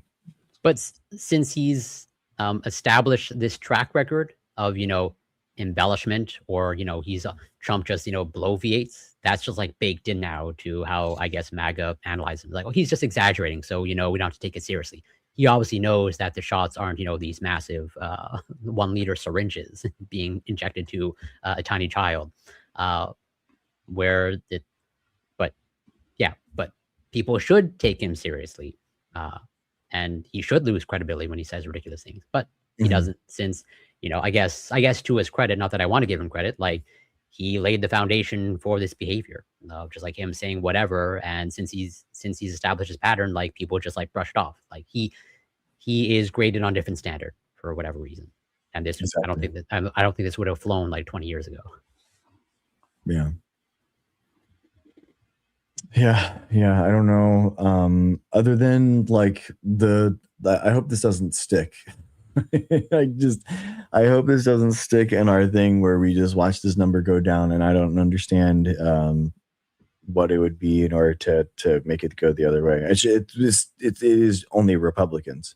So we basically have to get Republicans off the precipice and like actually take it seriously. That's what it, yeah. And well, I think I've asked this before, but should it not be pretty soon that the status that the United States has eradicated measles should be revoked? Like, oh yeah, I mean, if it's any week, if not like already. I mean, it's active cases for a year, and we've had like Texas going for a while, so it's definitely, yeah, it's definitely. And I'm curious if that's going to be seen as a loss by MAGA Republicans. I imagine not. They might prop it up as like a bonus point, of like, oh, this is great. I don't know. I think he's failing the whole MAHA thing, right? And I think that they're failing, and he's trying to get them back. That's the only thing I can think of. Drum up support from these guys. His numbers are so bad. It just blows my mind that there's no response from the CDC and the HHS about ongoing outbreaks in the country. Like that's what blows my mind. Like they should be having news conferences about how they are, doing pop-up measles, mumps, rubella shots in these counties. That's how you actually stop it. And I read a report that's what Canada was doing in response to their rural communities being under-vaccinated. They were just doing pop-up clinics. And I know in the Carolinas, they were doing that too. Yeah, I remember reading that as well. Although, if I remember correctly, it was like to mixed success. Or based off an article I read, they were not... the individuals running those pop-up clinics are like almost like vans driving around. It seems like they were not getting much traction. I think you have to do whatever you can at that point, yeah, I'm not saying it's bad. I'm just saying that. Well, I'm just saying it's disheartening that it seems like they're putting in an actual effort in Carolina, and it seems like the people are not responding to it, unfortunately. And obviously, it should not get to the point of like actually forcing the shot, but like what do you do at that point?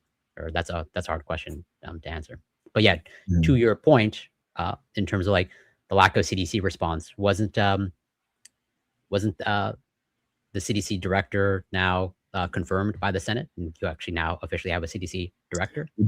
We do. Incredible. It's just haven't seen anything from her yet. Did she not have anything to say about that executive order? Yeah. I guess not. Yeah. I'm checking to see if she's had like anything.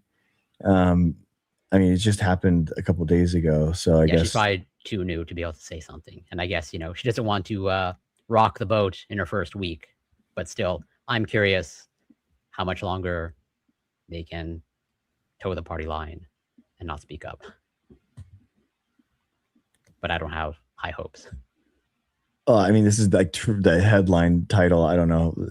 Trump's new director of the CDC threatens to ramp up abortion surveillance.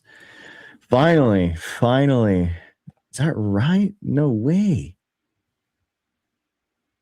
Get to the real issues. What pisses me off is that these people just aren't serious. They're just not serious about these things like that. Like how can you not? They're just not serious people that take this like the same thing. Second.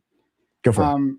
Because I might make this a topic on the Reverie, which we have Mondays 8 p.m. Eastern. Be a part of it.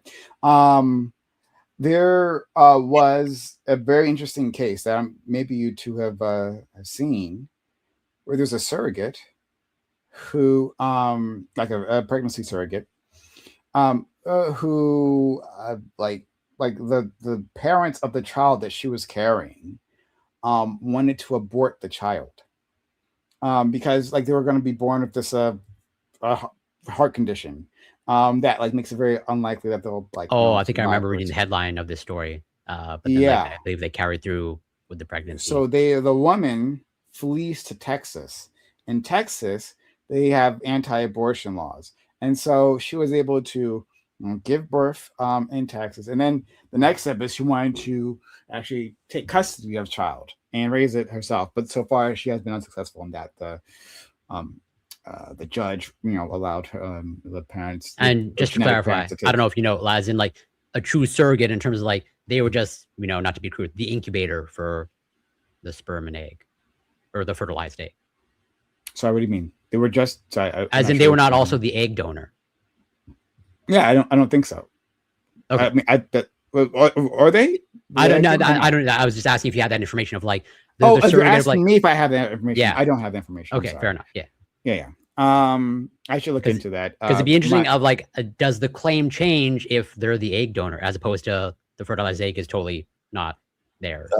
I found it on this is AI news, so we'll have to see. A high-profile legal and medical battle centers on the surrogate McKenna West, who gave birth in Texas in August 2026 to a baby diagnosed in utero with hypoplastic left heart syndrome. After a 20-week scan revealed the severe heart defect, the intended California parents requested an abortion, but West refused, traveled to Texas, and sought court intervention to ensure the baby received life-saving medical care. Wow. Yeah. And so, the baby's alive now and doing, well or whatever. Right. And my understanding is it's in the custody of the genetic parents. So anyway, case, I think it's a fascinating, court case. Like who should, take precedence in this situation, right? Like, okay, the parents say they want to abort the child. Oh my God, this is a really good topic. I'm definitely going to make this a topic of reverie because there's so many implications. This has so many implications that are like for abortion rights and against abortion rights and like the weirdest ways. If you like think about this and like draw out to this logical conclusion, this screws over both sides, right? In some interesting ways. Because like, okay, for the pro-abortion side, you're like, well, a woman should have control of her own body, right? This woman has signed a contract and consented to being the donor, right?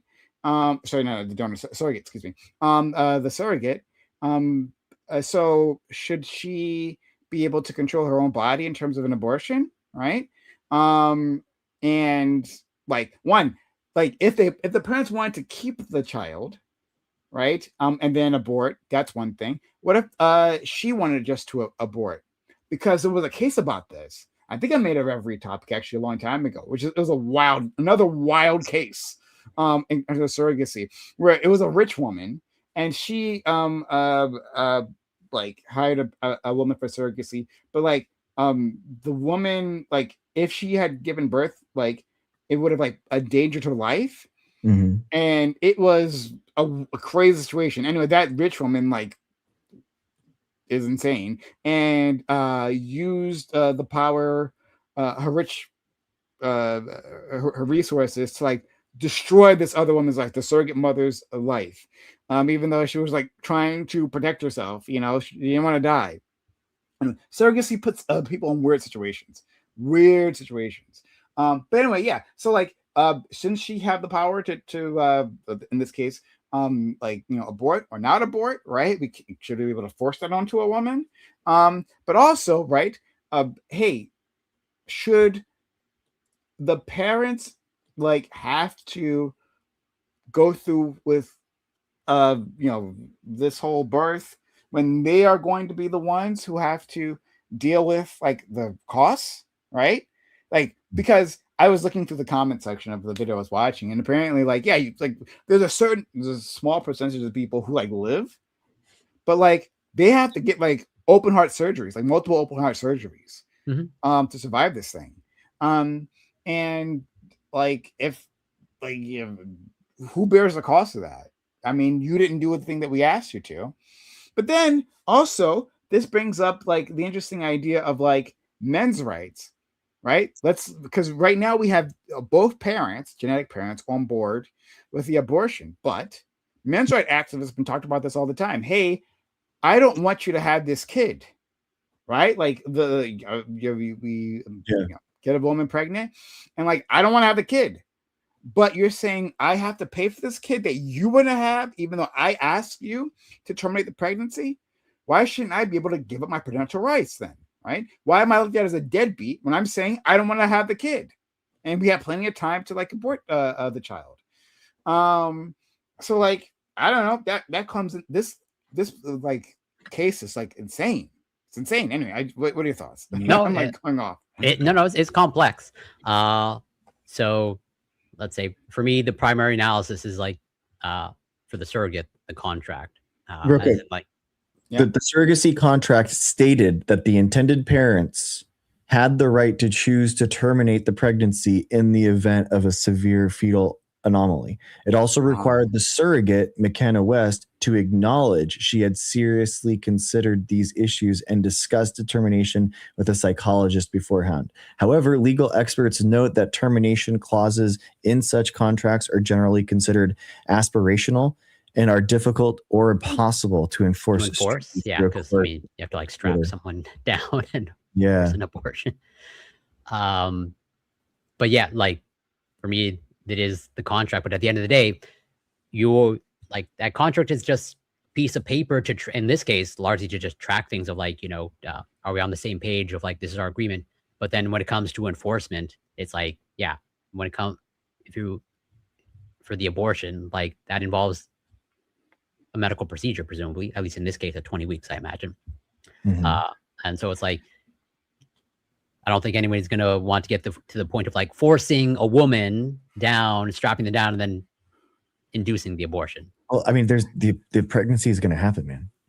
There's going to be a couple of events that happen, and one's a vaginal birth and one's a medical abortion. I don't know. I guess the living baby now, but I guess yeah. But then I'm curious if it was how it was worked, or if it was mentioned at all in the contract of like, do the potential parents, okay, that let's say hired or whatever, commissioned the surrogate, however it works, like, is it optional for them to like accept the child, or is like, as in no matter what, like if the surrogate gives birth, or do they have the option to like reject it or like return to sender? Yeah.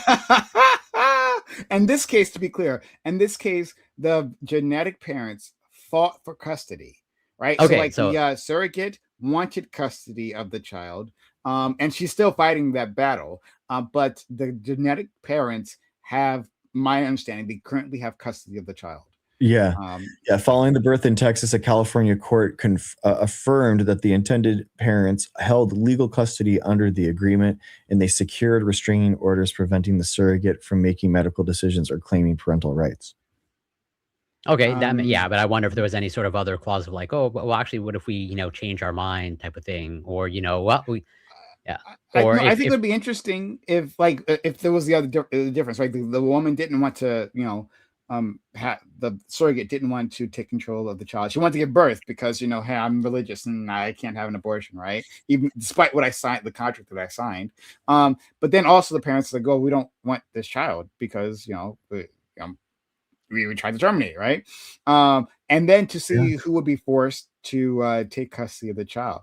Because in that case, I mean, like, I don't know, man. Like, I mean, it's awful for the baby here, one way or the other. But like, yeah, like, I agree. It just seems like why should I be responsible? But again, men's rights activists have said this the entire time. So if you give into that, if you say, "Oh, well, the parents shouldn't have to take care of this child," then you're saying to every men's rights activist, you're correct, and that women who decide not to have an abortion, right, beyond your wishes, that means you are not responsible for childcare. I mean, like a parental what's it called? What's the term for that? And dad like pays money. Oh, Oh yeah, well, child support. Child support. Yeah. No child support. Yeah, no child support. If you're saying that, then that gets all those guys off of child support. Oh well, so I guess he's crazy. I don't know if this is feasible or if that's but like, is it possible like to make a contract that nullifies that stipulation? Because like that's as in like if a man sleeps with a woman, like here the contract is like if you happen to get pregnant as a result of our sexual activity, I'm not financially responsible. Our friend Laxwood would love that contract. I honestly, as in an opt-out contract, basically. Yeah. Surrogacy, like, I mean, that'd be so hard, man. Imagine your entire body changing, your hormones are going through that, like to give that baby up. No matter, even if it was like a perfect scenario, man, I would still feel in some way about something that was like grown like inside of me, even if it wasn't my DNA. I mean, for you it would be a tumor. So like, but like for and your wife, I can understand like some people being like, hey, at least give me, if you're gonna abort the kid, like give me a chance or something. I can understand there would be some type of like possession or thought of like, this is my baby too, kind of thing. I don't know. So Corey has, in case you guys don't know, for those who don't know, right? Corey has a best friend online, a person who deeply cherishes. Her name is Fairy Queen, FQ. Absolutely. Number one fan. But something that this woman that you guys don't know, her FQ, one of her big causes is like she's anti-surrogacy. She's absolutely anti-surrogacy. Very much anti-surrogacy, for multiple reasons. But like, I imagine if she was here talking about this, like, she would like jump in and say like, well, yeah, I mean, this is like of like the moral conundrums like surrogacy puts people in. And it happens all the time. Now, I'm not. I would battle against her on like being anti-surrogacy, but we do run into these situations where it's like, I don't know, man. Like, what's the moral thing to do in this? I don't know. Is that clear? Right? Well, all our like natural instincts, like are end up becoming in conflict. In these situations when there's like when not everyone's on the same page. The moment one person in a surrogacy scheme is like not on the same page as the others, chaos ensues. Chaos. I agree. Chaos. Like there is probably like there's difference between like probably answering the moral question, but like, can you actually enforce that moral? Like, as in like in my mind, like I said, like technically you should ideally be able to defer to the contract, but if you can't enforce what the contract says, then it's like the contract is useless, right? And I'm curious if the information is known as like, was the surrogacy paid for? Was there some sort of monetary compensation? I'm wondering also. But then it's like, since technically the potential parents didn't want it, do they get a refund? But then they also get the child as well. That's interesting. Because like they technically didn't get what they paid for. Yeah, right? imagine that. Imagine you're just like infertile and you just got the bag rolled dice. This is like the worst possible case scenario. I think they should get a refund. You interview people for months. You like do these, interview a It's dozen hugely people, expensive. $30,000. Like you have like a huge amount of money like into it. You know, maybe you can afford one kid, and this is your kid, And you're the like, medical expenses to actually do it. Yeah. and that should have built. I would have hoped, but obviously I'm not a contract lawyer. But that should have been built into the contract of like, okay, if you don't honor our wishes, like we get. And I wonder if that would change the calculation of whether she chooses to have the child or not, or the abortion. Of like, oh, if I'm actually not going to get the money that I'm being paid for, and now it's all cost to me, maybe I might. Well, I mean, there's also the situations where like, because in these contracts, it'll be like, hey, we have to monitor like your health and like your behavior. Like if you just like, hey, what we didn't understand before, even though we looked into it, right, is that you got an alcohol problem, and that shows up, during the pregnancy, right? Like, then like. I think they have at least you can design it so that you don't have to pay them because if you're damaging the pregnancy, they maybe not be able to stop you from drinking, but like you are damaging the pregnancy, so like you're damaging the product. Yeah, dude. Oh my god, yeah, fetal alcohol syndrome, that'd be atrocious. Yeah, lifelong, man. I'd be so mad. I'd be like, oh my god. But yeah, it's tricky. Surrogacy is crazy this way. Like it has, like in case you guys at home have not thought about surrogacy, like if you haven't like encountered these cases, like just like, Google it. You will find the most wildest cases, and like they're like, I want to say like tongue twisters, but not tongue twisters, like mind twisters. I don't know, moral twisters, like moral conundrums, I guess is where I want to say. Right, they're big moral conundrums as to like what is the right thing to do. Like we don't have, in terms of the laws, right? Very few states have like most any laws like to regulate surrogacy, and even then the laws are just a little. And even then, are those laws enforceable? Like if you were to craft laws, I don't know what they would look like, right? Again, like going with the abortion thing, are you going to like craft a law of like, oh, if you're not honoring the surrogacy contract, we're going to strap you down and you're going to have that abortion? I mean, yeah, there's only so much they can do. Like I'm saying, surrogacy, like it's a dice roll in so many ways. It's a dice roll. That like if it comes together, great. Then you have a beautiful child, and then the other person gets remunerated for carrying the baby. Then everyone walks away happy. If it doesn't, if anyone is off base, right? If anyone has a different opinion at some point in time, utter chaos ensues. It happens. I mean, more often than you think. Yeah, we're close. We're close to the. We're actually not close at all to in vitro baby making. The artificial incubator. I don't think. There's no way, man. It's just too hard. The placenta's too hard. It can't crack that code. Evolution solved a problem that I don't think we're close to solving. Because of viruses. I was studying this because of my evolution debates recently, and that's there's a gene that is integral to the existence of the placenta, and it's from a virus. And basically, there's multiple insertions into mammalian evolutionary history on like the placental gene. That's viral genes, and some of them have more, and it's different types of proteins, and it's really interesting.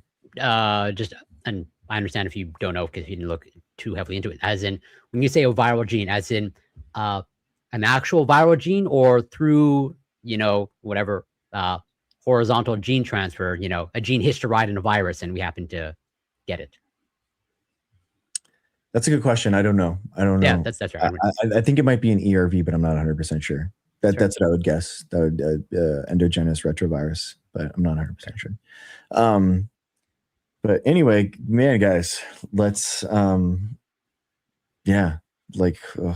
interesting. But I get we are all victims of the oppression of the clock, the prime. We're all victims of time. That is true. That is true.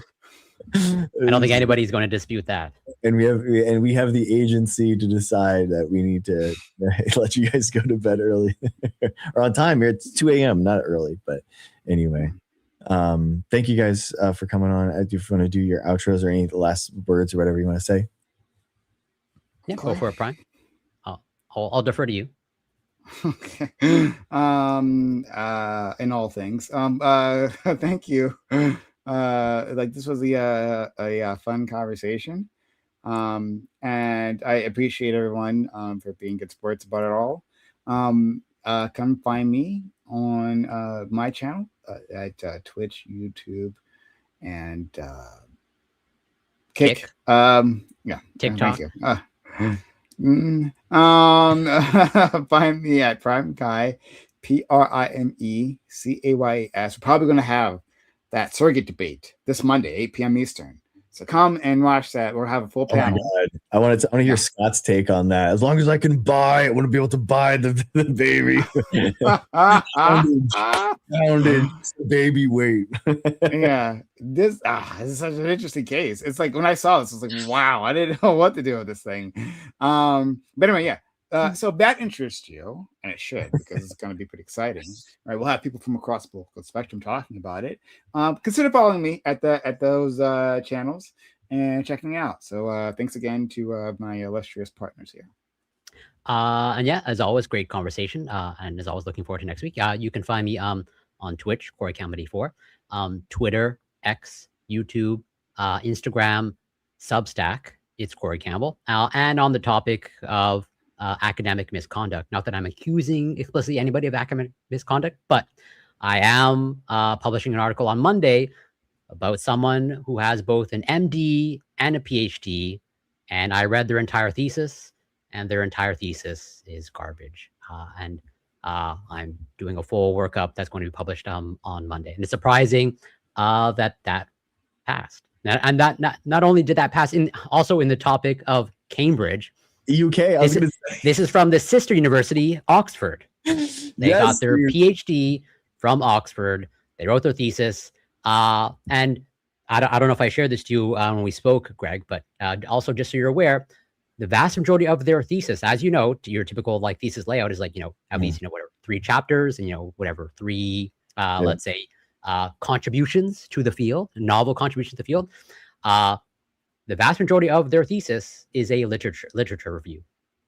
And even of the 2 experiments that they ran, I would say like really garbage experiments or like nothing fancy or special.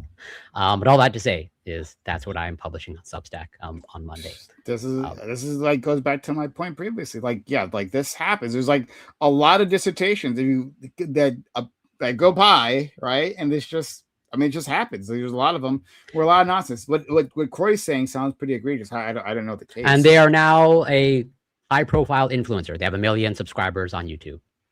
Yeah. So like, these things go by. There's a lot of this. So like that seems particularly egregious, but like there's a lot of like less egregious stuff, but like still would be technically against the rules. Where do you draw the line? Whose life do you ruin necessarily by like stopping them? I don't know. Maybe this guy, certainly, but like for others, like it just happens a lot. Yeah, I'll leave it there. Yeah. And I'm an idiot and wrote mine all by myself. And actually did write it. You should see how many typos. Like on one of their cover pages, like chapter 6, they misspell research. Yeah. Not joking, it's spelled research. Yeah. And they refer to their academic institution as a collage.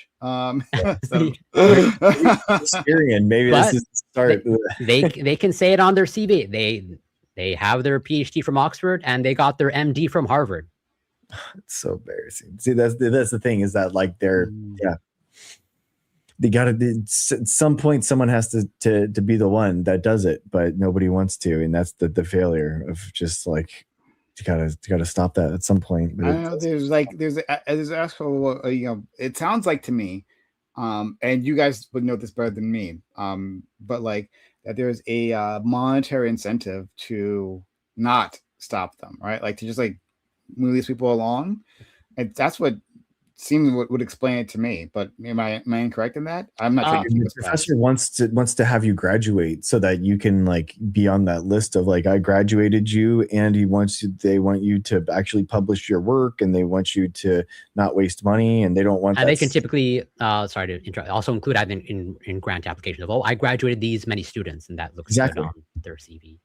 Yeah, exactly. So they need it as much. I've heard of people never publishing and still like leaving the program after like 6 or 7 years, and then the professor tracking them down, getting them to come back to actually like submit and finish their dissertation, or even like run some more experiments to like finish off something. I've heard of them not even doing that, not even experiment. Just please get something submitted so you could have a PhD and you could graduate. Like, please, So it's wow. Yeah. What? It's technically you're supposed to have submitted something to. I mean, a PhD is a knowledge, a contribution to a field. It's actually not a professional degree. That is the big difference between a PhD and like an MD. An MD is a professional degree in that you get certification from the state in order to certify to do a certain thing. Academia and the PhD is the highest level degree awarded in academia. Basically you have to give that contribution to the field, but who says that? Who makes that declarative statement that you have contributed to the field?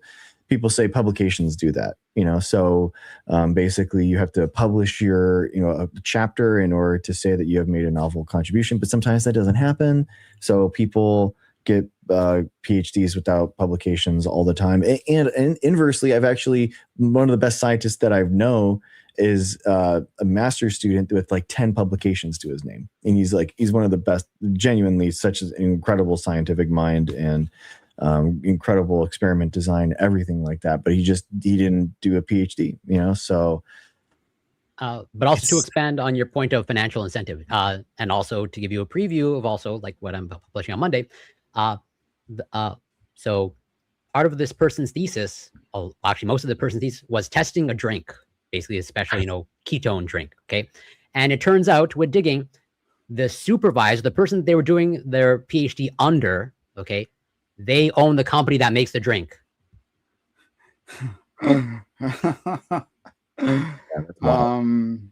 Interesting. Yeah. Interesting. I mean, yeah.